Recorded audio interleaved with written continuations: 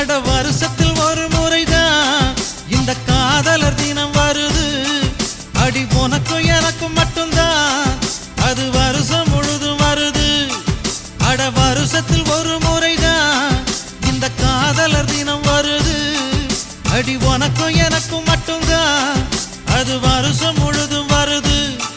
நீ பார்த்துட்டு போனாலும் பார்க்காம போனாலும் பார்த்துக்கிட்டே தான் இருப்பேன். உன்னை பார்த்துக்கிட்டே தான் இருப்பேன்.